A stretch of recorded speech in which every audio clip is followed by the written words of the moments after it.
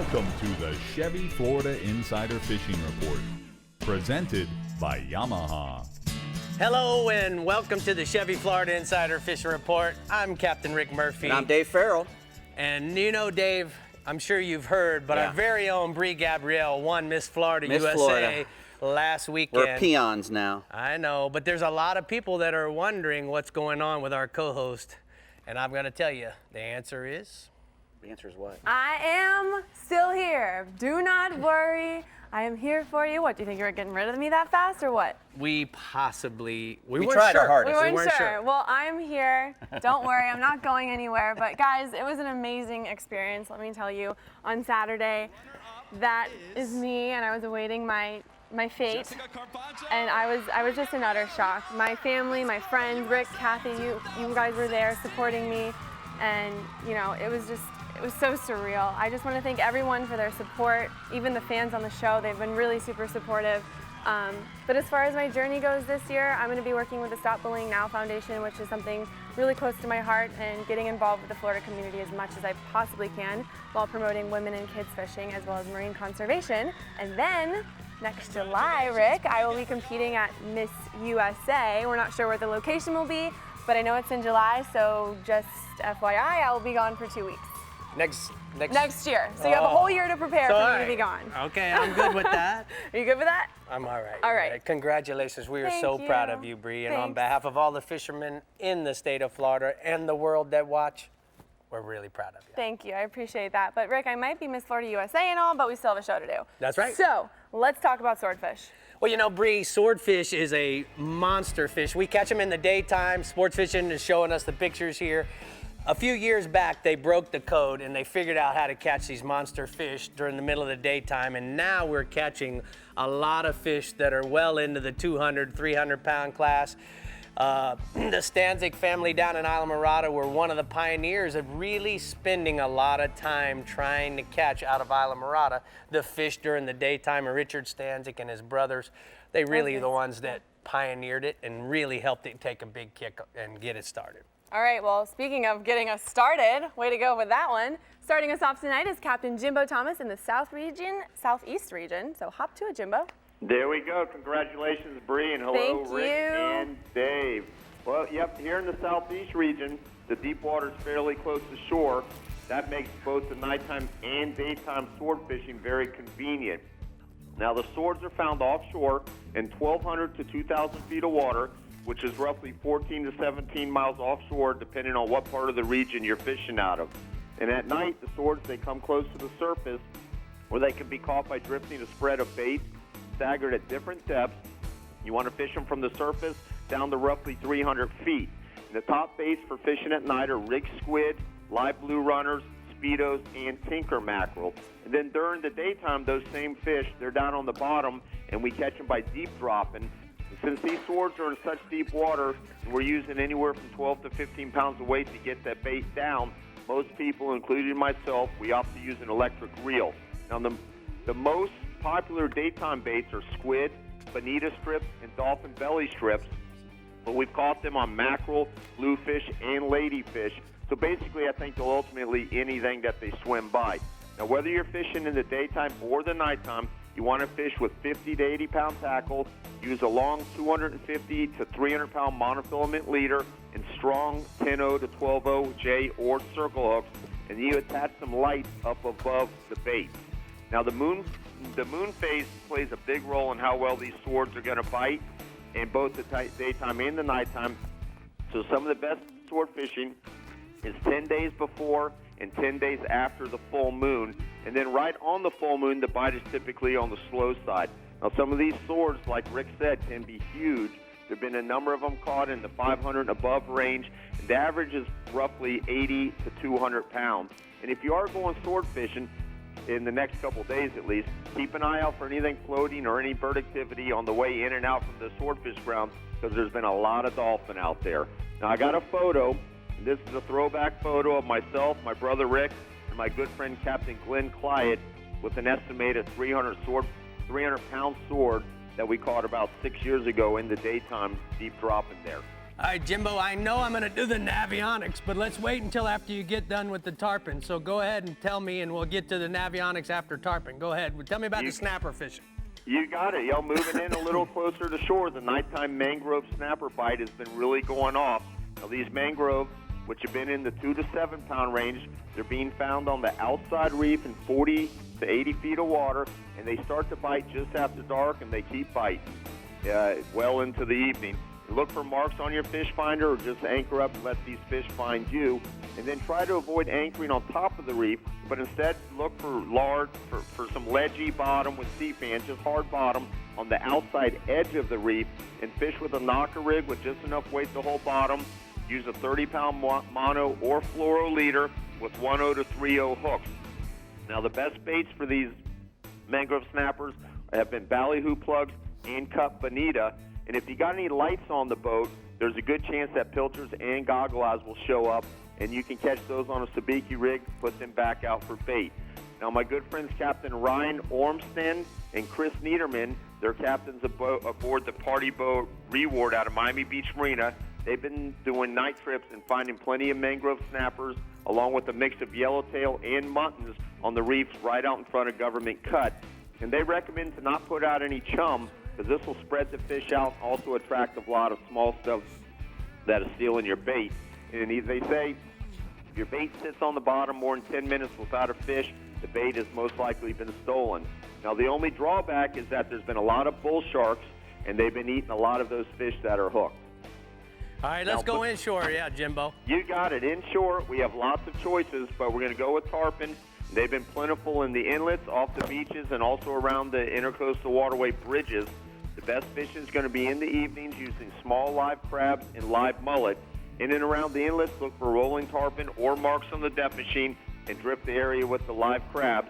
Then around the bridges and the dock lights, work the shadow lines on the outgoing tides with live crabs, live mullet, swimming lures, and soft plastics. And most of these tarpon have been in the 30 to 80 pound range. All right, Jimbo, I'm going to go ahead and take a look at the Navionics from your region. Now, Jimbo talked about the tarpon in and around the cut. So, guys, let's take a look here. Now, one of the things that comes to mind is when I look here, we have a pinch point right here by the Coast Guard station. And as the tide flows out, the fish are going to stage right here on the shadow lines. But when I was looking, as they fade out during the middle of the day, these fish are coming and they're staging on the outside of Fisher Island as well as out here on South Beach. Now, a few weeks ago, we talked about the icons. So I took my cursor and I put it on this icon right here in South Beach. And when I clicked on the question mark, what I found out was this is called the South Beach Reef. Now, the great part is right now I also have the GPS numbers. Now, more importantly, I wanted to find out more, so I clicked on South Beach Reef, and the Navionics app showed me that this is called Fish Haven, and it's some module concrete therodones that are big, giant concrete tripods that are right there. And the great part is, if I want to go to it and I'm out on the water, all I do is click Boat To, and it actually tells me a course and a heading to head to get to that wreck and reef. So all you guys that have Navionics or even the fishing app on your phone, you can actually find new places by clicking on all those icons. Check it out, guys, from Navionics. All right, Jimbo, what else you have for us inshore? All right, and then we've got some great bass fishing in the Everglades, and that's due to the water level still being really low, and it's concentrating the fish in the canals and the deeper holes. Now, most of the bass have been on the small side, but what they lack in size have been making up for in numbers. I've heard of people catching 20 or more bass per trip, and that's not been uncommon. And I've also heard of fish up to about 4 pounds, so not terribly small. Best fishing's been in the mornings, then late in the afternoon using small live shiners or 6 to 8 inch Bass Assassin plastic worms, and then soft plastic twitch baits. Then in the urban lakes and the canals of South Broward, South Dade and Broward, the peacock bass have been biting best in the middle of the day when the sun is at its peak and also the hottest, so be sure to put on some sunblock. And if you can stand that heat, the fish for those peacocks, fish with small live baits, root beer-colored DOA terrorized and lipless crankbaits, and look for the peacocks in clear moving water around the canal mouths and the bridge abutments. All right, great report from the Captain Harry Southeast region. We're going to go ahead and take a look at the First National Bank of South Florida hotspots inshore tarpon fish with the crabs in the evening around the bridges and the inlet mouths. And then offshore snapper fish in the evenings with live and cut baits along the edges of the outside reef, Brie. Rick, our second runner-up is Jim Ross from the Central East region. Give us your report, Jim. Hey, Jim. Hey, guys. Hey, congratulations, Brie. Hard work paid off. I'm real proud of you. It did. Thank you. You know what? I tell you what, though, the guys in this part of the state have not been putting in a lot of hard work when it comes to daytime sword fishing because it just really hasn't caught on here like it has in some of the other regions. Our Central East region typically is still a nighttime fishery, and we go anywhere from about the 1,000 to about the 3,000-foot depths. Basically, the best depths that I can find from Ponce Inlet all the way down to Sebastian there right now, 1,500 feet or so, and maybe out to 2,000 feet. We've got some cold water upwellings that are kind of keeping the fish from coming a little farther inshore. And so they've been staying out there. So what you want to do is you want to mark the squid and the bait fish on your sounder, and then you use your boat motor and kind of power drift to stay in that depth zone and keep your baits up above about the 300, well, above the 300-foot depth mark. Light them like Jimbo was saying, and you should have some pretty decent-sized fish. Most of the time you're going to get fish that are in the 60 to 110-pound range. So some of them aren't quite legal, but there's some fish out there that'll go over 200 pounds every year. So we do get some decent ones once in a while. And like I was saying, we have had another cold water spell come in this week. It has displaced all kinds of fish that we would normally have at this time of the year. But the one thing that's really happened in the last couple of weeks, and we haven't talked about it much, is the cobia. They're holding on the nearshore wrecks and the shoals. And this unusual Labrador current, it keeps kind of moving them around. So be prepared to, don't stop on one place and just say, okay, this is it, I'm here. Keep hopping around till you find baits and things like that the fish are going to feed on. And right now we're using jigs, and we're putting pilchards and pogies and sardines on them. That seems to be the best way to get them to strike. They're following stingrays most of the time on the shoals, or you can find them following sharks and turtles as well. The shoals right now are getting really crowded, though. A lot of people are trying to fish them all at the same time, so please be courteous to your fellow boater. Try not to cast at their fish, especially if it's hooked up already. We've seen that quite a bit happening. And many of the cobia are small right now as well, and so please make sure you use a net, because if you gaff an undersized fish, he's not going to survive if you put him back in the water. So please treat them properly. Our average cobia right now is running from just under the minimum legal length to up into the 42, 43, 44-inch range right now. I've got one of those typical cobia here in a photo from Robin Mellinger that I had him out the other day. This fish actually came off of Hetzel Shoal, off of a stingray, like I was explaining. Nice fish, Jimbo. It's a pretty little fish. And I tell you what, inshore, speaking of pretty little fish, we've got juvenile tarpon. They're starting to show up in all of our feeder creeks, Rick, and especially the ones going into the Indian River between Sebastian and Cocoa right now. Anytime that you get out there before 8 a.m. or after 5 or 6 p.m., you should start to see them rolling. And live finger mullet on a VMC hook, the little pinhead hook in particular, seems to be working pretty well for them. We've been using 25 to 30-pound test fluorocarbon leaders. That stuff has been working real good for us. And just cast them wherever you see the tarpon rolling. Now, some of the guys like to use small lures as well that imitate little glass minnows. And I tell you what, the little pearl white or the salt and pepper colored crappie dapper that Bass Assassin makes is actually made for speckled perch. But it is one of the best little minnow imitations that I've found, and we've been catching a bunch of these little juvenile tarpon on them lately. We're putting them on a 16th-ounce Buddha head or the Assassin Springlock head, and they run really good. You can also get them to run on the little 1/8-ounce size hookup head if you have those available to you. Now, the smaller tarpon right now are also hitting some little Rapala lures, but I tell you what, it's tough to get them to stay hooked up on a treble hook. Those single hooks are working much, much better. Most of the fish are running about 2 to 5 pounds right now. Now, black drum, typically a winter fish. It's the middle of summer. It's hotter than Hades right now, but I tell you what, we're catching some black drum on the Mosquito Lagoon Flats. So don't overlook those fish, because you will find them tailing first thing in the morning. Right now they're hitting shrimp and they're hitting small jigs, especially the little wiggle jigs tipped with some crab scent over on the Mosquito Lagoon side. Or you can look in the residential canals between Melbourne and Merritt Island and Cocoa Beach, and you can actually see them there as well if you have a side finder or a down finding unit. Those side finders, man, I'm telling you what, you want to eliminate unproductive water quickly in a canal, you can sweep a canal and find a school of these things in no time at all. So make sure that if you don't have one, the next time you go to buy some electronics, buy a side finding unit.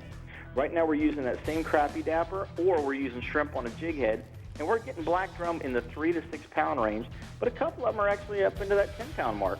And I've got a nice shot of one of those fish, typical size fish that we catch here, and that fish right there actually ate one of those crappie dappers that I was telling you guys about that we were catching tarpon on as well. All right, Jim, thank you so much. We're going to take a look at the hookup lures hot spots from the Central East region. Captain Jim says, inshore, speckled trout in the Mosquito Lagoon use skitter walk plugs early in the day, and then live pigfish later in the day. And then offshore, cobias on Hetzel shoals, sight cast with a hookup lure, cobia jigs tipped with live bait, or maybe some bang scented shrimp. Bang. All right, Bang. Coming up on the Chevy Florida Insider Fishing Report, we're visiting the Southwest region and then going off the deep end with Dave. Dave? It's like a take that disco in off. here, I'm telling you. It's There's going to be definitely- awesome. It's going to be awesome. Yeah. All right, we'll be Stay right hooked. back, but before we go, here's a photo from Miss Florida this past weekend. That's me getting crowned. I'm super excited, and that's just a glimpse into my weekend. Wow! I'm so Lucky happy. 13 was your Lucky number. 13. I made 13 lucky. Yeah, Go you figure. did. All right, guys, we'll be right back. The Chevy Florida Insider Fishing Report is brought to you by Chevrolet. Find new roads. Yamaha. Reliability starts here. Contender Boats. Performance through innovation. Humminbird. Simply, clearly, better. Decks and Docks Lumber Company. Florida's dock and seawall supplier.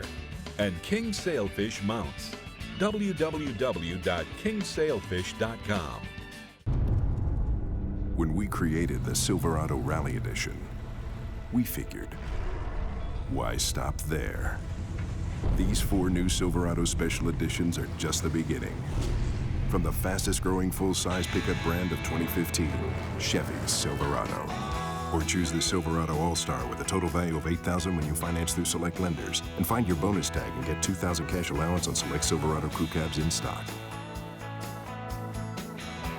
Yamaha's next generation V6 4-strokes are changing the game. Mid-range power was awesome. Fuel, the burn, it's unbelievable. Couldn't believe the speed and the fuel economy is pretty impressive. I couldn't believe the power. It was like it was more like doing a quarter mile on a drag strip. And them things are like, it's a whole nother game. So I made the switch. Experience the difference for yourself during the Yamaha Discover V6 Offshore Demo Tour. See why we call it the Game Changer. It's been said that a bad day of fishing is better than a good day at the office. But down here in the Florida Keys, we have to disagree. Because with over 200 of the world's best charter boat captains and guides, there's no such thing as a bad day of fishing. The Florida Keys and Key West.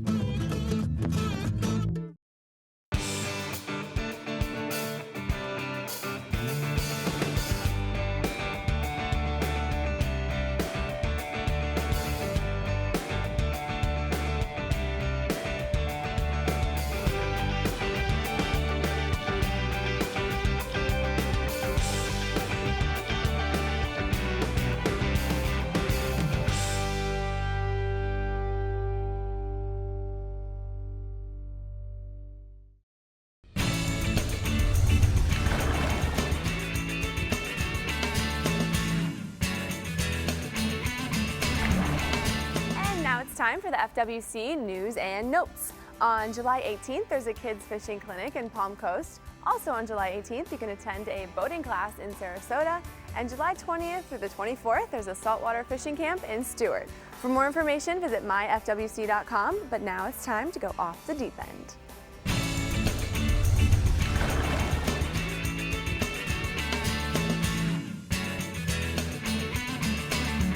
Well, Humminbird takes us off the deep end every week, Dave, and if they only knew what happens during the commercial breaks and when we're not on camera. Yeah. But we're over here at CCA Workbench and talking about rigs and techniques. Tell me. Well, you know, I went by R.J. Boyle. We had him on here before. He's the Yeah. king of sword fishing in Florida, and sword fishing, you know, Florida's the king of sword fishing, so R.J.'s like the king of it all now. He's given seminars all over the place. And you know, I went to him with the idea of, hey, how can we get some guy just to go out there and catch one, you know, instead of going through all this technical stuff? Because, you know, the fellow was saying before, Central Florida region, you're not doing that daytime up there. Well, it's because it's very, very technical. It's very hard to do. And the nighttime is much easier. So during the daytime, all the swordfish go to the bottom. They have that big eyeball. They don't like to be up in the bright water. So during the night, they're all down on the bottom concentrated, so they're easier to catch down there. But at nighttime, they come up, they follow all the squid and the bait up from the bottom toward the top, and gets them up in the range of regular fellas who can't fish 1,000 feet in current, which is what you have to do in Florida. So RJ said you want to use 2 rods, and you want to use one about 80 feet down, and you want to keep one moving all the time. He says. So what does moving mean, Means Dave? up and down real slow. He says he wants a guy, most guys like to go out and fish at night. They just like to sit back and relax. Drink a cola. You can't do that. No. You want to keep a bait, at least one of the baits moving. A good thing is, if it's a little rough, they'll move from the boat rocking. If the boat's not rocking, it's real calm, it's a good idea. Drop one down to 500 feet and reel it up real slow. Drop it back down to 500 feet, slowly, and then do it again, and just keep doing that. It's like prospecting for sailfish, except you're doing it for swordfish. Got it. And that moving bait is the one that gets eat the most. And, he tells you to get a light. We got 2 different kinds here. The Siloom stick, which are real cheap, probably $3 a piece or something. If the current's, cooking, really moving hard, a Siloom stick is better than the $50 Lingering Pitman, because what you want to do is you want to get that bait down on top of the thermocline. And if you're using the big one and the current's cooking, this thing has weight to it, and it'll make your bait. It'll create drag. It'll create drag and make your bait wobble around and not act as good. This is what RJ says. And if you use the Siloom, it's not gonna affect it as much. It's more current resistant. Correct. Nice and thin. Correct. All right, so we've got our light. Now, typically, let's talk a little bit about the rig by Baitmaster. Well, that's a Baitmaster's rig. You can also buy them from RJ. He sells squids and mackerels and everything else rigged for swordfish. That's a swordfish bait made by Baitmasters. One thing you want to make sure, these guys are, I would put a circle hook in mine. Right. Because the guys who fish for swordfish to make a living, they use a circle hook, and there's a reason. Once they get on there, they won't come off. And that's another one of the things he says. When you're fishing for swordfish, one of the worst things you can do is use light drag. You hear everybody say, oh, they have soft mouths, use light drag. No, you want them to be on or gone. You put 18 pounds to 24 pounds of drag on them, because half the time they're going to be messed up in the line or the leader instead of actually hooked. The swordfish, he's the only one of all the billfish who actually uses that bill all the time to whack things and kill it before he eats it. So he comes up to one of these big baits and gets all tangled up in it trying to whack it, and you have light drag on it. You might keep him on for a long, long time before you get him up close to the boat and then put some heat on him, or the mate grabs the leader, it all goes away. So you either want him to be on or off right in the beginning, because you don't want to mess with one for a long, long time and have him turn his face towards you, 200 feet down and lose it all. So you think that's what happens with a J hook? A lot of times it just comes unglued. Correct. And well, one good thing about the J hook is if he does come in getting all that mess and you do have a lot of drag on it, sometimes that J hook will find a spot, and that's really all you want. You want it to find a spot, whether it's a pec fin, a side of his head, anywhere. As long as you get a good hook in him, you'll be able to get him up. But if you got to get that hook in him first. Well, tell RJ thank you so much for the help. He's the man, RJ Boyle. Good job tonight. Lighthouse Point Tackle. Dave, you are sometimes so fascinating. Sometimes. Sometimes. I love listening to you. I learned so much, but only sometimes. Does that mean this time or not? That was all this RJ. time. This time was good. This time was good. All right, let's join Captain Ron Houston for the Southwest Region Report. What you got for us, Ronnie? Well, first of all, I'd like to start off with a true accomplishment and congratulations to Brie for a remarkable accomplishment. But there's a downside to that, Rick. Have you realized what it's going to cost you and me to take her fishing now? Oh, I know. It's it's a painful thought, bub. No, stop it. Thank you, Ron. But anyways, generally, swordfish is not common in the region, but things are in full swing on the red grouper bite, especially now with the remarkable weather we're having in a summertime pattern. You want to concentrate on mixed reports I've got from the north and the south. Captain Mike Avenel from the south is telling me, like I said last week, fish are moving in a lot closer. So whether you got a bay boat, it's a lot easier to get out to them, concentrating into about 15 to 30 miles out, and catching keeper-sized fish, but strictly concentrating on ledges and hard bottom, either anchoring or drifting. And he's telling me he's using herring, sardines, live pinfish, and 6-ounce white bucktails. But then a little further to the north, Captain Josh Greer is telling me, you know, it's a little bit different, 25 to 40 miles out. Then again, hard bottom, but he's relatively basically using the same baits with live pinfish and frozen sardines. Like I said, mixed reports are great. Not wintertime where you got to worry about getting beat up. Get out now, and some prime examples. I have some pictures. Samantha Cranefield, 2 nice groupers caught with Captain Josh Greer. There was a tournament on the southwest coast over the weekend with the Walker Marine Tournament. Captain Mike Avanon, who I talk about a lot on this show, with the winning red grouper, 17.5 pounds. And we got a little girl with a picture of a grouper caught with Mike Avanon. Caitlin is a good-sized grouper. So right now, red groupers in full swing. Also on the offshore side, good weather, the mangrove snappers and yellowtails. Here we are concentrating on wrecks, towers, and ledges, 35 to 65 feet of water all throughout the region, but a couple different methods to catching them. You can try the old sandballing with cut baits versus chumming with block chum, or the abundance of small pilchers that can be caught all along the beaches, along the coast, most Gulf beaches, and either using small cut baits, live shrimp, or pilchard once you get them located. You can either flatline back, depending upon where they're at in the water column, a little bit of weight, or you can also use bucktail tip or troll rights, cast it back to these fish. Right now, the offshore bite's excellent for a variety of fish, good weather in the summertime pattern. Now, on the inshore side, the snook, all along the outer Gulf beaches, all throughout the region, and can be caught right now on the higher stages of the tide, tight to the beach line, or along rock piles, blowdowns, or can be seen cruising the first 2 troughs following the bait schools. Now, a lot of bait is smaller, so downsize with your artificials using silver spoons, white, chartreuse bucktails, or Bass Assassin sea shads on quarter-ounce jig heads in white, glow, root beer, and chartreuse. Concentrate on having a steady retrieve, but live pilchers seem to be working great too. Now, another good thing about this, snook can be caught walking or wading the beach, but you want to concentrate on working areas that have very little foot traffic. You're catching them snooks, and they'll be right on the beach line. Also on the inshore side, the redfish. Fish are getting a little bit bigger now due to the abundance of bait that have shown up. Jack Daniels Key to Mormon Key, fishing outer Gulf Point, the last half of the incoming to the first half of the late afternoon outgoing this week, where you ain't got to worry about getting on the water too early. Try to concentrate on the blowdowns, the deadwood, mullets, and schools of pilchard. Those fish aren't too far behind. Now, with all the rains we're having, water is starting to stain due to the rain. So walk the dog lures in bone or chartreuse, gold spoons. If the water's really stained, go with the same thing. Use a dark silhouette, root beer, and smoke-colored grubs on a jig head. But also, cut ladyfish and live pilchards have been working.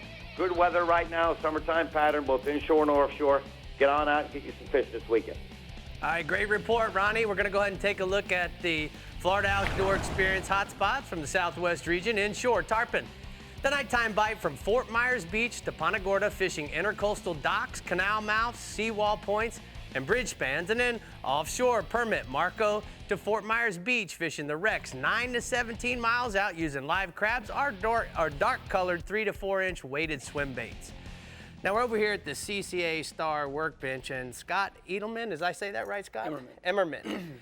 Now, Scott, you had an unfortunate happening last week when you actually caught a tagged redfish. That's correct. And you have a series of qualifications that you have to go to. Why don't you tell the people at home where it went bad for you? Well, first step is be registered CCA member on top of registering for the tournament. So let me ask you something. Well, I know for a fact that you're registered for the tournament, but where, you know, there's two. Here's a good example. Myself, I'm already a CCA member. Were you a CCA member? No, that's the biggest mistake I made, Rick. Big mistake in my life. So when you go, when you go online, I feel your pain, brother. It hurts, brother. When you go online, you have to. If you're not a member, you have to become a member. That's correct. And you can become in the tournament and not be a CCA member. I come to find out. So that's where it happened. That's correct. Yep. All right. So guys, you need to be careful. Learn from Scott's mistake. And we appreciate you coming on because that's for all you guys. So someone's got to win these boats. What happened? What did you lose? Hell's Bay with a Yamaha. Let's take a look at the photo. Here's That's proof the that you fish. caught your fish. There's the tag. You called up the CCA office, the Star Tournament office, and they checked to see if you were a member, and wah, wah, wah. That's the box we forgot to check. That's correct. Well, brother, I feel your pain. I'm always- sorry. we'll try As a again. consolation prize, remember that you also, if you catch a fish, you gotta use the designated measuring stick, the official measuring correct. stick, and you can get that at any one of the Ace Hardware stores, or you can go online and find out where it is. And I tell you what I'd like to do. I want you to come down and go fishing with me, and we'll make up for it There we somehow. or go. another. That sounds like Is that a all plan. right? No, I appreciate Because I do that, feel Rick. bad for It you, so hurts. I'll Yes. give you my number after the show, and you and your wife come down, and we'll go Appreciate fishing. that, Rick. Thanks, All right, guys. don't go Sign up. anywhere. Make sure you sign up. All right, Bree. Oh my gosh, that was the saddest story I think I've ever heard. You look so sad. Well, hopefully Rick will make it up on your fishing trip. But anyway, guys, stay hooked on the Chevy Florida Insider Fishing Report to check out the reports from the Panhandle and Northwest regions. But before we go, here's another look at my Miss Florida USA weekend. And that's me getting crowned if you missed it. It was an amazing experience. I am still in shock and I can't believe I'm Miss Florida USA. But we'll be right back with more Chevy Florida Insider Fishing Report. The Chevy Florida Insider Fishing Report is brought to you by Bass Assassin and Saltwater Assassin, the best lures, period. Blue Water Outriggers, everything for your outdoor adventures. Guy Harvey Clothing by Aftco. Drummond Community Bank. Costa Sunglasses. See what's out there. And Casa Vieja Lodge, 5-star angling in beautiful Guatemala. Need new oil?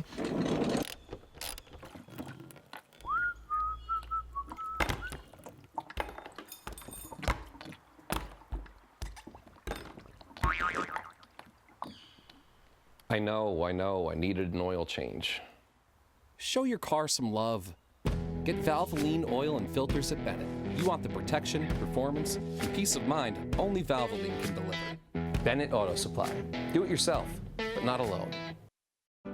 I'm Captain Rick Murphy, and I'm a life member of CCA. Why am I so involved with CCA, you ask? Because I want our fisheries to be in better shape for my kids and their kids. CCA is working to ensure the future of recreational fisheries and the rights of recreational anglers. The future of fishing starts today with you. How do you want to leave things with your kids? If you're like me, you'll want to make the right choice and go to joinccaflorida.com right now.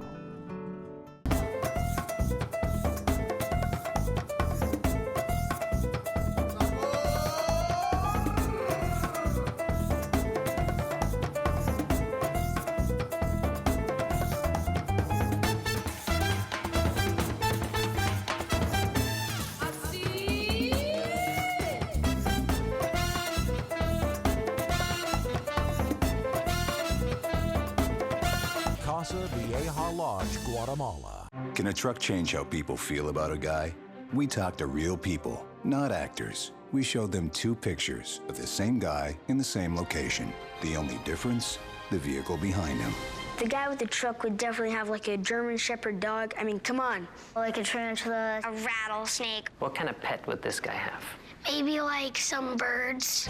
You know you want a truck. The all-new Chevy Colorado. Motor Trend's 2015 Truck of the Year. You know, Bree, the great thing about boat shows, a lot of times you have manufacturers there and they're there showing off all their new product. Let's take a look at the last show that I went to and Yamaha's new stuff. Let's. So we're here at Yamaha and Valerie Zebron is going to really get us up to speed on some of the new SHO product. Valerie, tell me about it. The new family of SHOs has expanded, and it's starting off here with our brand new VMAX SHO 115. It's considerably faster than our traditional 115, and just a fantastic lightweight motor at 377 pounds. Now the cool part is in all the SHOs, dual overhead cams, 4 valves per cylinder. This is a great selection for a technical poling skiff, specifically a Maverick 17-footer. Now, Valerie, the SHO 150, not anything strange about that. It's been out for a few years. Tell me what's new with this one. Well, this is now our X shaft model, so it's providing a 25-inch shaft length, makes it nice for a lot of applications that require that. That's awesome. Now, there's always been a loophole between 150 and a 200. look what we've done this year. Tell me about the new SHO 175. We've expanded. We now have the 175. It is a fantastic motor. This also has the variable camshaft timing system. So fantastic features, very technologically advanced motor. Guys, Yamaha's got a lot of cool expansions in the SHO series. So make sure you go to your Yamaha dealer and find out more information. Now, Brie, we got some special guests in the audience here. Yes. We got Rear Admiral Scott Giberson, the Assistant U.S. Surgeon General. And then we have Captain Dan Beck, the Deputy Commander. And the Ebola response that we had down in Africa when we had the breakout, these two guys, along with their team, went down there and got Ebola under control so that it didn't become a major epidemic for the U.S. as well as the rest of the world. Guys, thank you so much. Thank you. We should clap for them. Yes, we should. We should clap, and you guys should wave. Show me your wave. Thank you. All right, guys, going on up to the Panhandle region. Pat Janine is ready to report the bite. Pat, I was kind of near you yesterday at the Miss USA pageant in Baton Rouge, but I didn't fish. I just went to see a bunch of beauty queens. Next time. Next time. Hey, Brie. Hey. Congratulations, Miss Florida. Good for you. Yeah. Hey, I'll tell you what, we got some good swordfish around the spur, the steps, and in the dumping grounds. Basically from about 900 to 1,400 feet of water is where the guys generally target the swordfish. The run out of Pensacola is about 50 miles. If you're coming out of Panama City, you're going to have to run off to the southwest, so it's a little bit further. Primarily, the swordfish are targeted overnight trips, but some crews are starting to do some deep dropping during daylight hours. The baits of choice are going to be large squids or Boston mackerel rigged on 200 to 250-pound leaders with a circle hook and a light source right there at the swivel. And typically, we stagger our baits at depths from 50 to 300 feet of water. We fish that short bait off the rod tip and then float the deeper baits off away from the boat using balloons. The fish sizes vary from, an average of 65 to 80 pounds, but 100 to 200 pound class fish are not uncommon, and occasionally you're going to run into one that's a whole lot bigger than that. And then staying offshore, the offshore fishing has been good, although it's been a pretty good long run lately. The dirty water is filled in from the river, so the steps and also southwest of the spur are covered up with dirty bay-looking water. South of the double nipple, this dirty water pushes up against some good blue water, and there's a very good productive rip. It's been there for the last week or so, running east to west. There's lots of dolphin on it, and there's also some blue marlins. And Wednesday, Thursday, we were out there for an overnight trip. We went 2 for 3 on blues and ended up with a box full of dolphin. And if you can't travel that far, that's a pretty good boat ride. There is a dirty water to blended water rip running north to south. It appears to be just around the squiggles. And pull a mixed spread of lures and baits on 50 to 80-pound tackle. The blues you're going to encounter are anywhere from little rats to 500-plus pound grown-ups. So, just try to be ready for whatever comes along.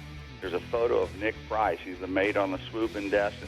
And he took a couple days off to fish with us last week, and he was rewarded with his first blue marlin and a swim in the harbor when we got back to the dock. Wow. And then, great picture, Pat. Good job on out here, man. Good job. No, that was a fun trip right there. Tell you what, moving inshore, the redfish, I talked with Captain Chuck Kemper. He fishes out in Navarre, and he's still doing plenty of redfish around the docks in the Sound, primarily targeting docks on points or those docks with larger boats on a lift.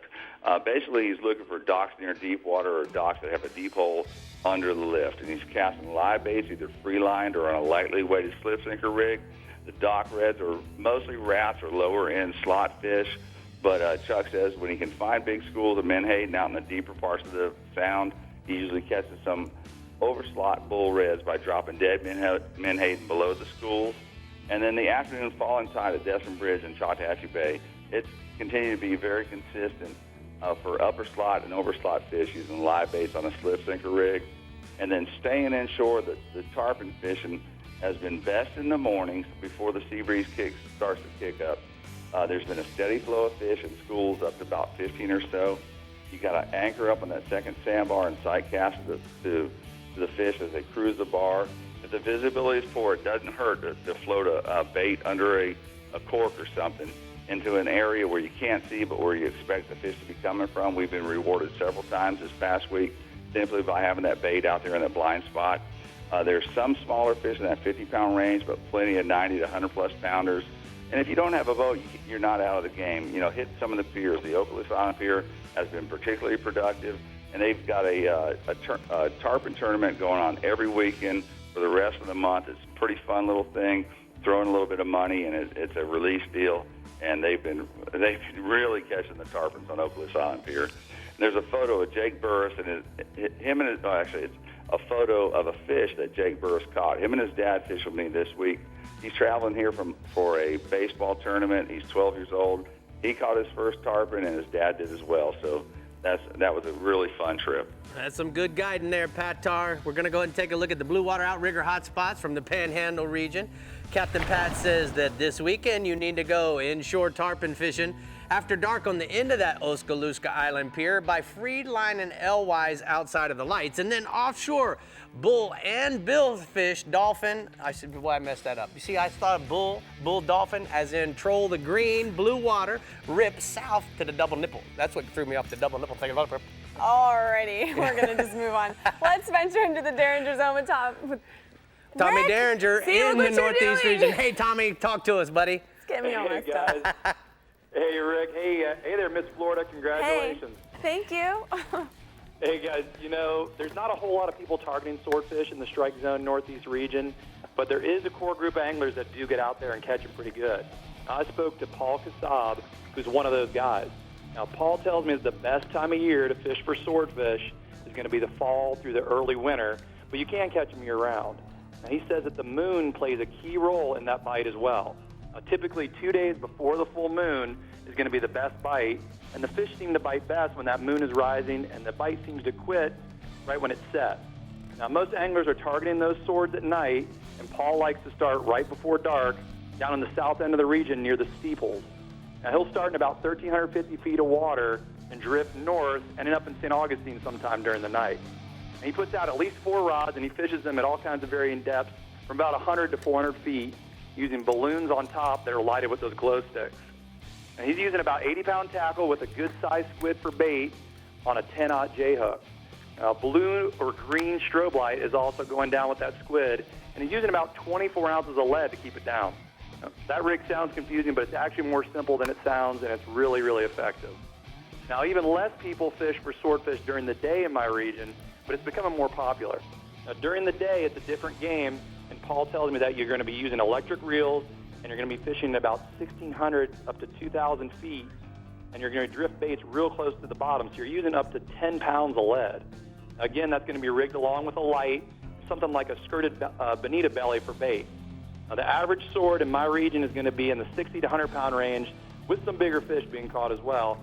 And I got a pretty cool picture here. This is a nice swordfish caught on Paul Kasab's boat, the Real Escape, while they were drifting at night. That is a cool picture. You know, Tommy, you always have the best pictures, and I can't wait to see you and talk to you about how you get such great photos. But tell us what else is happening offshore. All right, you know, I got to talk about the cobia again this week, guys.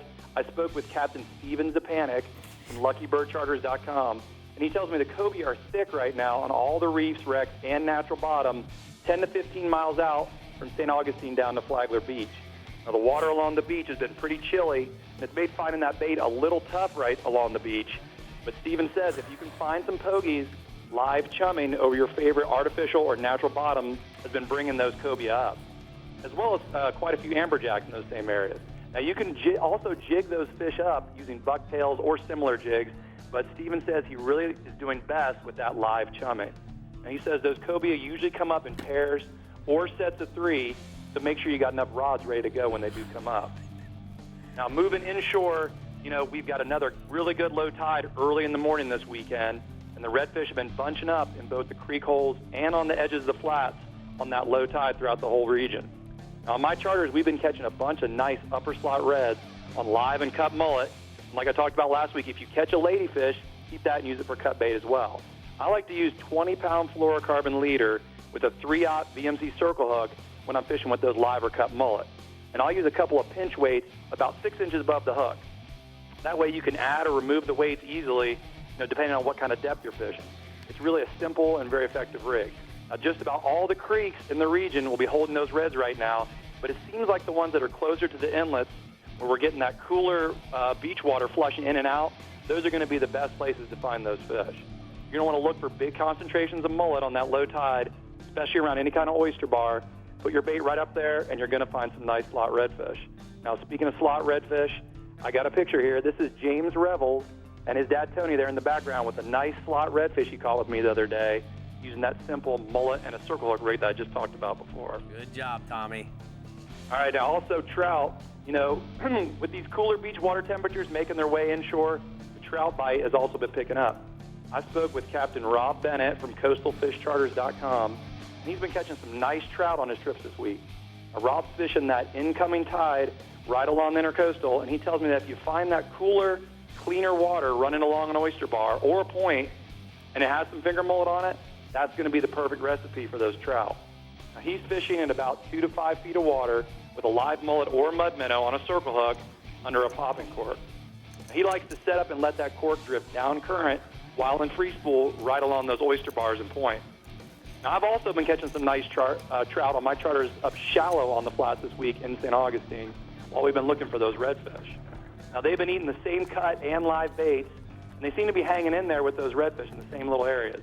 Now, most of those trout being caught right now in the region are keeper size and above. And I got one more photo here. This is Patty Scott with a monster of a trout she caught with me the other day, up real shallow on a cut piece of mullet. And Patty got a quick pick and let this big girl swim away, which is the thing you want to do with those big breeder trout. All right, great report from the Strike Zone Northeast region. Tommy, I'm going to go ahead and take a look at the hot spots from your region.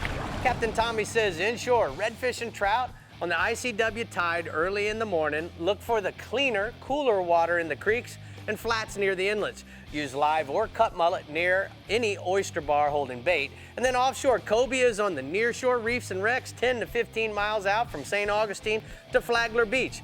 Live chum with pogies to get the fish up to the surface. Okay, when we come back, we're visiting the East region and then seeing what new products Dave has for us. They better be fit for a queen, Dave. All kinds of good stuff. I don't know if it's good enough for you, though. All right, well, we're going to leave you with this last picture of me holding my flowers, my lilies. I was so happy. I was just staring into the audience at my family. I was so happy. All right, guys, we'll be right back. The Chevy Florida Insider Fishing Report is brought to you by the Florida Keys and Key West. Come as you are. Hookup Lures, premium lures for serious anglers. FWC, the Florida Fish and Wildlife Conservation Commission. La Jolla Resort, a place for family and fishermen. Navionics, we start where the road ends. Maverick Boat Company, celebrating 30 years of leadership in innovation, conservation, and stability. And First National Bank, your first choice for better banking. At Yamaha, reliability is a family tradition. Meet the next generation. 4 new advanced technology-inspired inline 4-cylinder performers. Bred from the reliability and boater satisfaction that is part of Yamaha's DNA. They prove that when power gets lighter, faster, stronger, and smarter, boating gets even better. And more satisfying for boaters like you. You know there's more to it than luck. There's fishing the right bait, the water temperature, the wind, the season, and then there's the boat. We'll put it simply, the boat matters. To own a Contender is to own the best sport fishing boat on the market, period. Contender offers the most comprehensive model range with bigger, faster, and more fuel-efficient boats than the competition. There's only one choice for serious anglers. Contender Boats. Performance through innovation.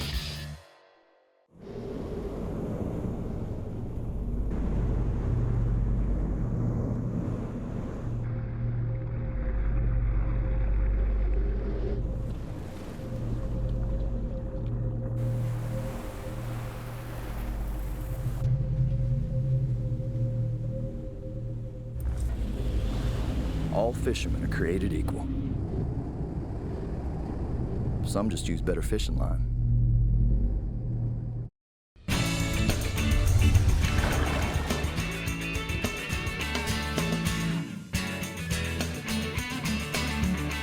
Welcome back to the Chevy Florida Insider Fisher Report, CCA's Workbench. We talk about products this week. What do we got, Dave? Well, first off, we've got the new Alotechnos feather belt, the feather fighting belt, and it's, they call it the feather belt. So it's light. Very light, which is awesome. All their stuff they make is pretty light.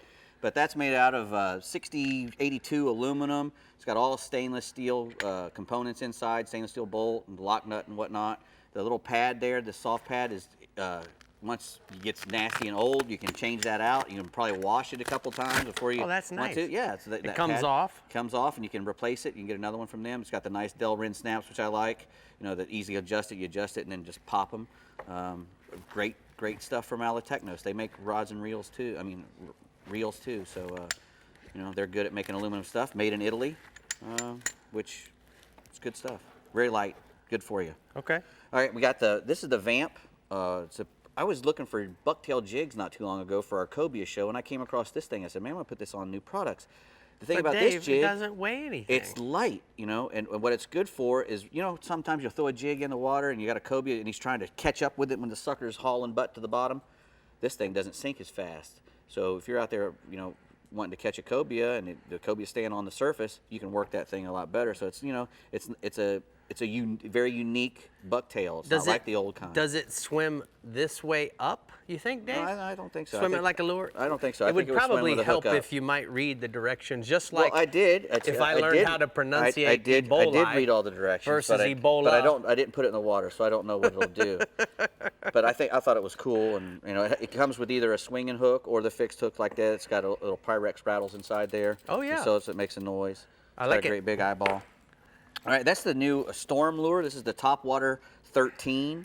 It's called the Arashi. What's cool about this thing is it's got 5 balls in the bottom, which gives it a good keel, so it doesn't roll around a lot when a fish comes up to eat it, you know, right, and pushes it. It stays in the water real good. It's got 3 hooks on it, so you're going to get him, you know, if he comes at the head or the middle or the back. I love its color. Yeah, You think a tarpon, a poon would eat that? I think anything that'd eat a little bait fish would eat that thing. And I, you know, I'm a big fan of the Topwater plug, so the Storm Topwater 13 is, you know, awesome. This, you know, I'm a big fan of Under Armour stuff, and this is some new Under Armour Storm gear. Mm-hmm. This is a you can tell how light this thing is. Right. Which is amazing. And this is one of the few jackets that's breathable, that's actually waterproof, for sure waterproof. I mean, it won't come in on you. It's got a good, this zipper, although it's not waterproof, it's closed completely up with the Velcro. Right. Once you get it zipped on, it's got really good closures on the cuffs and around the waist to keep the water from coming in, and also has the nice hood which adjusts, keep the rain out. Here in Florida, we're always looking for stuff that's really light, that'll keep the rain off. This will do it. Under Armour. Also comes with some nice pants as well. You got anything else over there? I think we're all done, man. All right, good job. Nice job over here. No worries. All right, Brie, we got to go to the next region. Let's go. All right, sounds good. You actually forgot the Trident Swedish fish gum that they just came out with, which is kind of cool. It's a new product. All right, Captain Mike Holliday in the Decks and Docks East region has some good news for those of you fishing for some swordfish. Hey, Mike. How are you, Brie? I'm pretty good. Good. We're just kind of rolling into the swordfish season in my region. And the fish are, you know, the fishing's improving, and it just gets better all the way through October, mostly because the seas are calm and the fish become really active. The most consistent action is going to take place in Palm Beach County with a nighttime bite in somewhere around 1,200 feet of water right now, and the daytime bite in 1,400 to 1,500 feet. The real way to do it, get a good bottom chart, look for humps or rises in the bottom, and start in those areas while listening to your VHF radio for other anglers. When someone catches a fish, note the depth, and if you hear a couple of fish caught from that depth, then you know where that's where the fish are holding. You can use 50 to 80 pound tackle with a 250 pound leader and a 16-0 to 18-0 circle hook or a 12-0 J hook. And as for baits, blue runners, goggle eyes, tinker mackerel, and squid are the most popular baits. You can fish them live, you can fish them dead. That's for the nighttime guys. In the daytime, dolphin or bonita bellies are really the key because they don't spin when you drop them down to those depths. At night, you can fish as many rods as you feel comfortable with, but 4 is kind of the norm. Baits are placed out at 50, 100, 200, and 300 foot depth, and the average swordfish in my region is going to be 60 to 150 pounds. All right, what else you got for me offshore, Bub? Well, dolphin are still a major target for blue water anglers, and it's been kind of a weird dolphin bite lately. There's been a lot of small fish coming from the scattered weeds in 35 to 70 feet of water, but the fish haven't really been as abundant in that 100 to 300 foot mark. Then out, like 600 to 1,000 feet of water, That's where the big dolphin are being caught, and they're mostly being caught either off of floating objects or birds. For those fish that are close to shore, you want to use smaller baits like a live pilchard or a strip bait, something the fish can get in their mouth easily so you can get a good hookup. On the larger fish that are out deep, you want to troll ballyhoo or feathers to cover a lot of water, and just have pitch baits ready to toss to any fish you find under the birds or around floating objects. And inshore dolphin have been like 4 to 10 pounds. The fish out deep have been more like 20 pounds, with fish up to 40 pounds this week. I got a photo there. That's Sean Hempshire, Sean Hansen, and Chad Whitworth with a dolphin they caught on a dead sardine. They pitched it to him. He was under a large patch of weeds in 800 feet of water out of Jupiter. All right, let's go inshore, Bub. Well, the June tarpon migration is pretty much over, which means it's time to target the resident fish that are here for the summer. Good places to start would be around the Crossroads and the Roosevelt Bridge in Stewart, Big and Little Mud Creeks in St. Lucie, in St. Lucie County up by the power plant, and Harbor Branch and the mooring channels up in Indian River County. You'll also find in all the inlets a lot of fish, particularly on the outgoing tide after dark. You target those fish with live mullet and thread fins. You can slow troll them behind the boat. You can cast them to the rolling fish around the inlets. You really want to get the baits up on the surface and slow troll them using your trolling motor to go around the tips of the jetties. You want to use 30-pound tackle, 60-pound leaders, and a 6.0 VMC circle hook. And the average tarpon is going to be 40 to 7 pounds. Now, if you're looking to catch a snook, whether that's on fly, lure, or bait, this is the time to do it. This is the week to do it. The fish are all over the beaches. They're in all the inlets. They're at the Juneau and Lake Worth piers, so you have plenty of options even if you don't have a boat. Some of the better beaches are Blowing Rock, Hope Sound National Wildlife Refuge, Walton Rocks, and North Beach in Fort Pierce. And if you plan to fish lures or flies, get an early start to your day and use anything that looks like a member of the herring family. So like a copper juice colored saltwater assassin 4-inch shad, lipless crankbaits, and small swimming plugs. They'll all work. Cast parallel to the trough and just hang on. When the sun gets up, switch over to live baits. The average snook is going to be 6 to 15 pounds. I got a photo just to show you some of the big fish around. Forrest Kramer caught that big snook at night from the bridge on the Stewart Causeway. He was throwing a chartreuse-colored red-tail hawk, and that fish was released right after the photo. All right, Mike, you know the drill. Tell me the bass report. Well, whether you fish the north, the south, the east, or the west side of Lake Okeechobee, the bite's been consistent, and it's also been early. You want to be on the water at dawn, look for schooling fish that are busting shad, or look for diving seagulls that'll show you where the shads are. Throw topwater plugs, lipless crankbaits, or white spinner baits, and you'll bang all those 1 to 3 pound fish that you care to catch. Then by 8 a.m., you want to move to the outside grass lines and either fish live shiners or flip sugar craws or throw a 10-inch Junebug colored worm Carolina rig. The water's been, kind of clear in front of J&S and also around the water tower on the west side, so those have been hot spots. There's not been a lot of big fish caught on artificials, but I did get a report that David Allstott, he had a 9-pound fish on Saturday. He was flipping a green pumpkin-colored creature bait around the buggy whips on Second Point. So, the guys that are fishing artificial, they're averaging like 20 fish a morning, and the guys that are fishing shiners are doubling that and catching up to 50 or 60 fish a day. So Okeechobee's still very, very consistent. All right, great report from the decks and docks, East region. We're going to go ahead and take a look at the hot spots.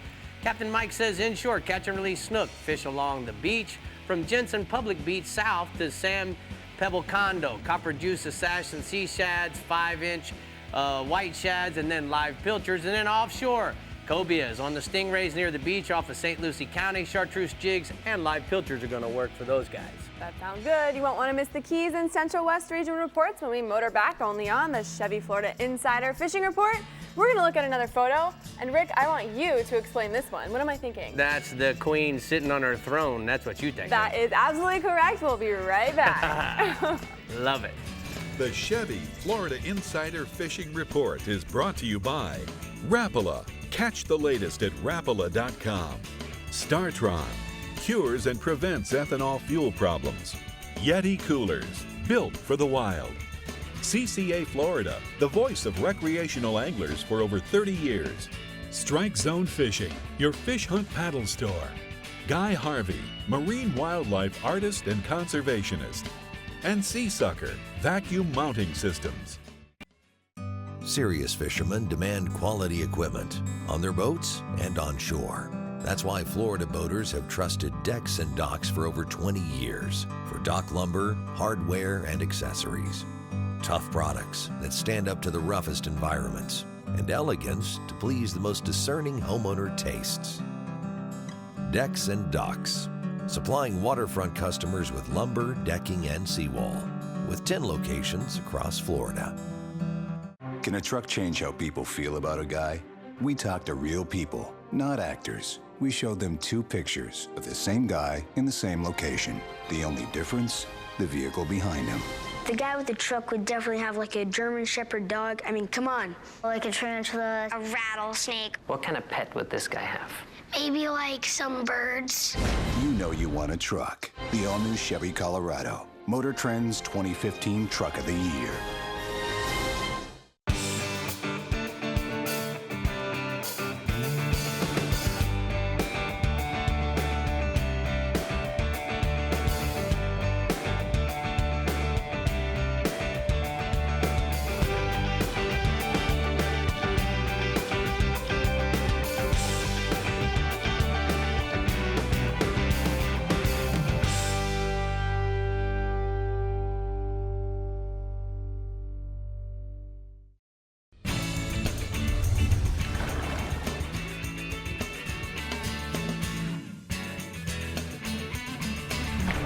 We're here at Power Pole headquarters, and today's Power Pole tip of the week is about the lineup. In the lineup of Power Poles, you have the Pro Series, which comes in 6 to 8 feet. They're black and white in color. Then you have to my left, the Blade. The Blade comes in black, white, red, and blue, and 8 to 10 foot lengths. And then we have the Micro for all you guys in kayaks, as well as john boats, or maybe somebody who wants to anchor from the bow.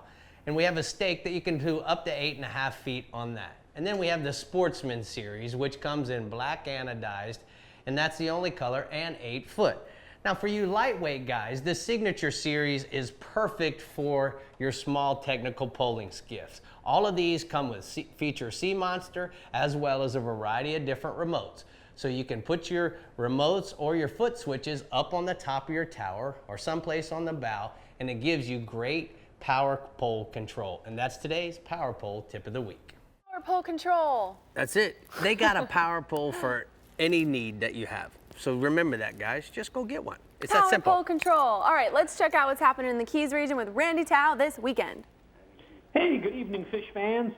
You know, just want to congratulate Miss Florida, Brie. That was awesome. I know it's a lot of work and dedication, and I was really happy for you to do that. Thank you so much. You know, swordfish right now in my region is really strong, mostly because this time of year a lot of guys are offshore dolphin fishing, and you get out in that 1,500 to 1,700 feet of water, and that's where these fish live. Now, if you want to tackle one of these daytime swordfish, you're going to need an outfit, 65 to 80 pound braid, something on an 80 type international or a Shimano reel, and a pretty stout rod. Not real stiff because you want to see the bite. That's the key. When you're daytime sword fishing, you see the rod tip just bounce a little bit, and that's a bite. It's not as noticeable because you're 1,700 feet down with 10 pounds of lead, so it's really hard if you're not watching that rod tip to even know if you have a bite. Now, a fresh strip bait like a bonita belly or a dolphin belly, barracuda, anything like that that'll stay on the hook, that's what you want to use. And you're going to bump the boat in gear and into the current so you can keep that line vertical. You know, we always talk about Captain Nick Stanzik on the charter boat B&M out of Bud and Mary's. He's one of the pioneers for daytime sword fishing, and he does it on a regular basis, I would say at least 2 or 3 times a week. And he's been catching some nice fish in the 100 to 200 pound range. But a lot of these fish right now are small. They're just barely legal, or around 60 pounds, which is the perfect size to eat. The dolphin fishing, I was predicting a good dolphin bite with this full moon we had. In the last week, it has been very strong, mostly on birds. If you get into the birds, anywhere from about 600 feet all the way out to 800 or 900, you can find some nice dolphins. Now, the birds are key, and when I say birds, they are on the fish. They might be on schoolies, they might be on gaffers, they might be on a 40-pounder, and you really have to pay your dues. You got to stick with it. You have to be prepared. You want to have your rods ready so that when you get into them, you're not tying a hook on or looking for a bait. You're ready to go. Now I've got a photo of our very own Ridge Murphy with a nice bull dolphin he caught last week. How about that, Ridge, while we were filming a Sportsman Adventure episode? Whacking one. Hey, let's go inshore, Randy. You know, the snook fishing's been great, and I got to tell you, it's a closed season right now and into August for a reason, and there's lots of snook around. The Flamingo area on out to the west, snook fishing's been very good. Now, if you've got a technical boat and you can get up on the flats, there's been some pretty good sight fishing for these snook up on the flats. They're hard to feed in that clear water, and I like to fish for them along the shorelines and in some of the murky water using a quarter-ounce hookup with a live pinfish is my favorite bait. I've got a photo of Ralph Shepard from Miami with one of the few snook he caught a couple days ago. All right, what else you got for me inshore, big man? Permit this time of year. The backcountry permit's starting to get good. I was out there today. We got into them, and these permit will show up in the backcountry close to the Keys and also out in the Gulf on some of those Gulf wrecks out there. So if you're going to be fishing in the backcountry and out to the west, you want to make sure you bring a couple of crabs. Your crabs are going to be key for these fish back there. A lot of the areas, especially on the wrecks, they're going to be in schools. There might be 20 or 30, there might be 100, and a lot of times you'll see these fish long before you get to your structure. So be ready, have that spinning rod with the crabs sitting in a bucket ready to go. Captain Brian Williams was permit fishing just the other day. I've got a photo of his buddy, Andy Patetti, with a nice permit they caught here in the backcountry. All right, we're going to go ahead and take a look at the La Jolla hotspots from the Florida Keys. Captain Randy says, well, let's take a look and see what they say here. Snook, sight fish around Flamingo area on the flats on the high falling tide, or fish the shoreline with live pinfish using a quarter-ounce hookup. And then offshore, dolphins starting to looking for those birds in 500 to 800 feet of water, troll ballyhoos or lures to get in front of the birds, have rods ready to cast at swimming dolphin. And now it's time to tell you about some tournaments in the Florida Keys. The Bacardi Oakheart Key West Marlin Tournament, scheduled for July 22nd through the 25th, features $50,000 in guaranteed cash prizes. The contest is held each year during the Key West Hemingway Days Festival. The Hooked On Kids Charity Fishing Tournament, set for August 6th and 7th, is based at Marriott Key Largo Bay Beach Resort and raises funds for Sheridan House, serving the needs of children and families. The Key Largo and Isla Mirada Backcountry Roundup, set for September 11th through the 13th, features the opportunity to fish around the clock for snook, redfish, and trout in the Upper Keys. There are cash and prizes, and proceeds are to benefit the Wounded Warrior Project. The Lionfish Derby for divers is set for September 12th in Key Largo and features cash and merchandise prizes for divers who successfully remove invasive lionfish from Keys waters. The contest awards for most, largest, and even smallest lionfish. A post-derby awards party will feature lionfish on the menu. I've actually had that, and it's so good. Deep-fried lionfish. It's the Woo! best. It's unbelievable how good it is. It is. All right, now it's time to hear from our you. trusty correspondent in the Florida Keys, Andy Newman. Well, hi guys. The 2015 Robert James Southernmost Light Tackle Anglers Master Tournament, better known as the Slam, is set for September 11th to the 13th in Key West. Now this tournament targets permit, tarpon, and bonefish. It's the first of 3 annual Florida Keys fall angling competitions that serve as fundraisers for cystic fibrosis research and treatment. Now you can find more details, including tournament application forms, at redbone.org. And of course, for more information on other tournaments in the Keys, go to the Florida Keys website. It's flakeys.com. Back to you in the studio. Well, in case you didn't know, guys, Rick won that. Just like he wins everything. Whatever. All right, it's time for Jeff Page on the Central West region to bless us with his report, so get to it, Jeff. Hey, way to go there, Miss Florida. Yeah, thank you. I'm just proud to say I know Miss Florida. Oh, I'm proud to say I know Jeffrey Page. All right. Well, you know what, you guys? In the Starbright Central West region, we have swordfish. It's a long haul, and it's something you want to plan. You don't just want to decide, oh, let's go sword fishing. But when you do decide to do it, we have some guys here out of Sarasota, the Double Nickel boys, Will and Nick, that go out a lot after the swordfish, and they're telling me the magic number, you're going to fish at night, which is probably the better, safer bet. 1,100 feet of water, daytime 1,600 feet. Some things you want to take into consideration, I'm sure they've been mentioned, temperature breaks, rips, currents. You want to pay attention to the thermocline on your bottom machine. And also, if you're catching nice tunas and other fish out there in that region, you're going to catch swordfish out there. You want to use green lights at night. You want to use live blue runners or squid. And you want to adjust your depth of your baits. Maybe have one down a little deeper than the other and see where they're biting. Like I said, I've got a photo tonight from the Double Nickel boys with a nice swordfish they caught earlier in the season. All right, Jeffrey, tell me what else you have for me offshore. Okay, we got permit. Captain Jason Stock of JM Snooky Charters has been doing real good on the permits off Anna Maria and Braden Beach. He says the calm conditions in the morning has made it real easy to get his clients on a nice permit bite. Groups of fish floating, holding on top of wrecks and reefs in as close, Rick, as 3 miles on out. He's been using live freeline pass crabs that he's been dipping on the afternoon outgoing tides, and most of the time, like I said, the fish are on top. I've got a photo, they're averaging 12 to 30 pounds. I got a photo tonight of one of his clients, Del Evans, with a nice permit he got with Captain Jason. All right, let's go inshore and tell me about the tarpon fishing. Inshore tarpon fishing, the beach tarpon bite remains strong, but the patterns have changed, Rick. Majority of the fish being taken are going to be caught on one of your favorite ways, cork fin fish or dead menhaden on the bottom while anchored up, anywhere from 100 to 300 yards off the beach, with the exception of finding some groups gorging on tight schools of fry bait, hatch bait. Then you can throw DOA bait busters along with a variety of live free-line cork fin fish or threads. Look for the action to peak out on the full moon next week. I've got a photo tonight of Captain Ryan Ellis out of Venice in his Pathfinder with Mac McIntyre of Ingman Marine with a tarpon they got yesterday. All right, Jeffrey, before we talk about the snook, I want to take a look at a shot that we took when we were up there filming with Jeremy when we were doing a Sportsman's Adventure episode a few weeks ago. Now, guys, understand this. When we took this is an actual photo on my phone of the hummingbird.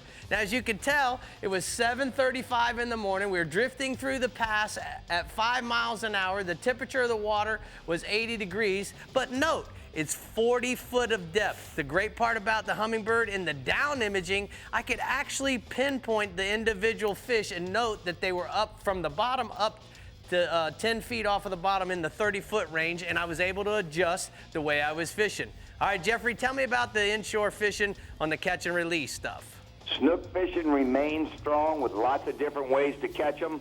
First, along the beach, guys can walk along the beach throwing flies, small white clousers, or spin with that little saltwater assassin die-dapper crappie size in pearl white or violet moon rigged on a quarter-ounce short shank Buddha shaker jig head.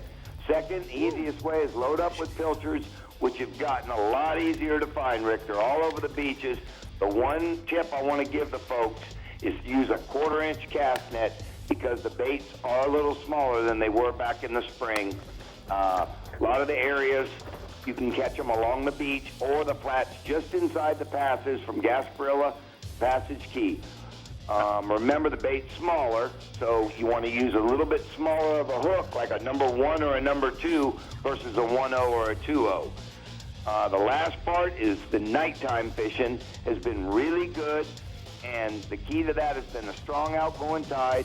And you want to use big live silver mullet or live ladyfish as your best bet. I've got a photo tonight of the nighttime master, Dave Ferrell, the mad snooker, with one of his clients with a big snook he caught on the Spool Tech 9-inch electric ladyfish lure It's been devised by Dave Justice, another nighttime snook master. All right, thanks for the report. Good report from the StarTron Central West region. We're going to go ahead and take a look at the sea sucker hotspots. Inshore redfish, upper slot reds being caught on live or chunk pinfish on the higher stages of the tide around Tarpon Key and Fort DeSoto. And then offshore permit coming off of the 7 miles to 11-mile artificial reefs off of Sarasota north to St. Pete, using live crabs for those permit, Brie. Or you might want to use a booty shaker jig. A booty shaker jig.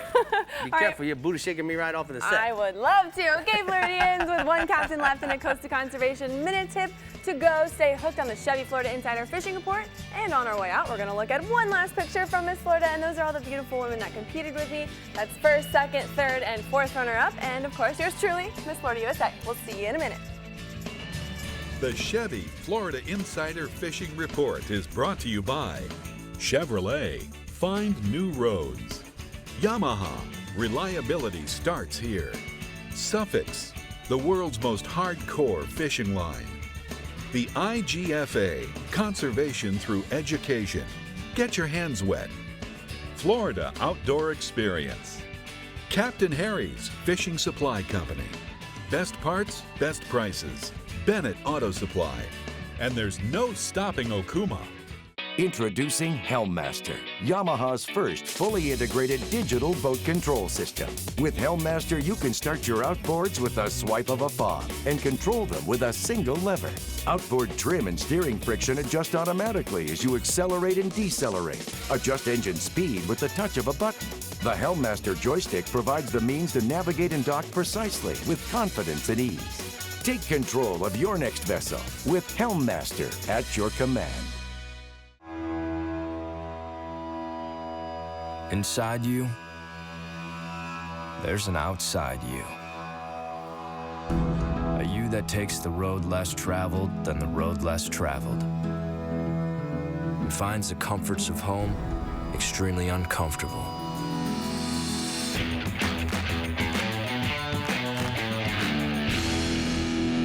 This is for that you. Remember the glory days of gasoline? It's just not made the same anymore. Kick your gas into gear with StarTron.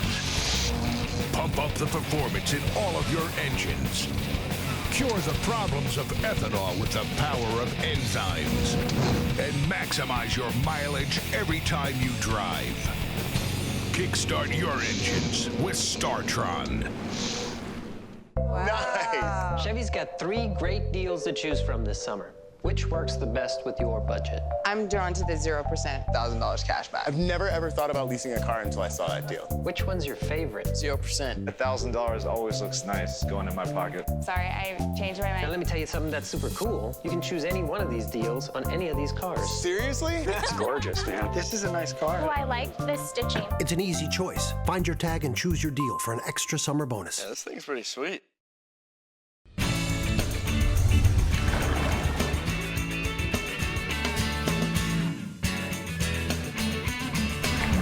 Hey, today's Costa Conservation Minute is about treating fish with respect.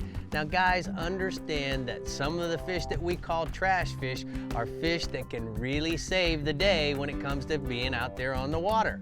Now guys, jacks, ladyfish, catfish, stingrays, a lot of those fish help clean the bottom. Think of how much a shark helps on a day of slow fishing when you catch that fish. So remember, treat these fish with respect. Spend ample amount of time making sure that they're released and that they're in really good condition. I'd suggest that if you don't need to bring the fish out of the water, leaving the fish in the water, that will be something that'll actually help the fish. The biggest thing is that bonitas, sometimes they're the perfect fish for the right scenario offshore. They can help fill the day for some guy who really doesn't have a lot of experience pulling on fish. It creates anglers and helps that day of fishing go by in a much better way. That's today's Costa Conservation Minute. It's about treating the fish with some respect. That's it. That's it. Good tip, Rick. All right, Thank you. in the Yeti Northwest region, we have Captain Jeff Hageman, and he's ready to give us the last report of the show, so make it good. Congratulations, by the way. Why, thank you, sir. You're very welcome. We do have a great sword fishery, actually. The problem on my coast is getting there. Even in a super fast boat, which we've got a lot of these triple engine and quad motors boats out there that are super fast and you get out there quick, you're still looking at a couple-hour run. You need to get out to that 1,200, 1,600-foot range. But we do have plenty of them out there. All the deep drop and stuff you've heard throughout the show works really good. Lights on the line, squid, great bait. Some are being caught a little closer, but most of them are out in that 1,200 to 1,600-foot range, and they are doing some day dropping as well as some nighttime dropping. But what we do have in range right now, Captain Harry Connor at a Hook 'em Harry Charters out of St. Pete reports good blackfin tuna right now, and as little as 62 feet of water, so you don't have to make such a long run. You want to look for frigate birds right now, scattered sargassum weed line, and bait out there right now. Look for those frigate birds. Look for the terns out there diving on them. Lots of chum you want to take with you when you go out there to blackfin tuna fish. So load up on some dead bait, load up some live bait, use both of them and bring them in casting range. Or you can get out there super early before the sun comes up and try and find one of the shrimp boats out there right now dumping their bycatch as the sun comes up. Or right in behind them, either trolling behind them as they're moving, or if they're anchored up dumping, just get right in behind them and toss out some live baits, and there'll be a bunch of bonita and blackfin tuna behind their boats right now. Moving inshore, Captain Pat McGriff out of Keaton Beach, with one more cast trotters, reports a great trout bite right now in that Keaton Beach area. Bright colored lures and jigs, and anything that makes a lot of noise, like Cajun thunder on top of your jig, will help your fish right now zero in on your bait. Fish right now are ranging in 4 to 7 feet of water over broken bottom, and they're averaging right now about 16 to 18 inches. Scallop report continues to get better. Captain Mario Costello at Crystal River reports scallop has been good in the 4 foot to 5 foot range around Gomez Rock. Limits have been coming to the local cleaning stations pretty much every day. No problem finding those limits. Little tip, keep your feet up floating high. Don't put them down in the grass. And it won't pick up that sediment. It'll help you more easy to find them if you don't stir that water up there and get all that silt flowing in there and getting into your vision. Just stay floating with your feet up as much as possible, and I'll help you find more scallops. I got a photo here of Captain Mario with his starter at Oak Plantation Inn. What a nice message. That looks yummy, Hag.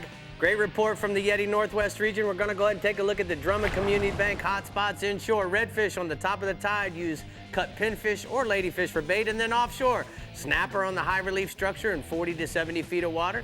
Use tailhook shrimp on a 1/4 ounce hookup jig. Brie. Okay, when we return, we're giving you a sneak peek on what to look forward to next week. So stick around, we'll be right back.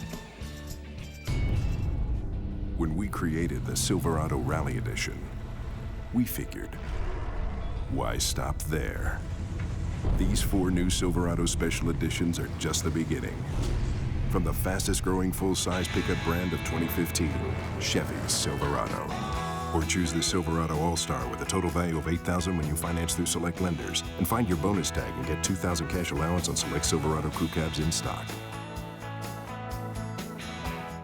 I got my first Yamaha in 1994, and I still use that outboard in the Bahamas today. This Yamaha 130 has over 2,000 hours on it, and it sometimes sits for 6 months.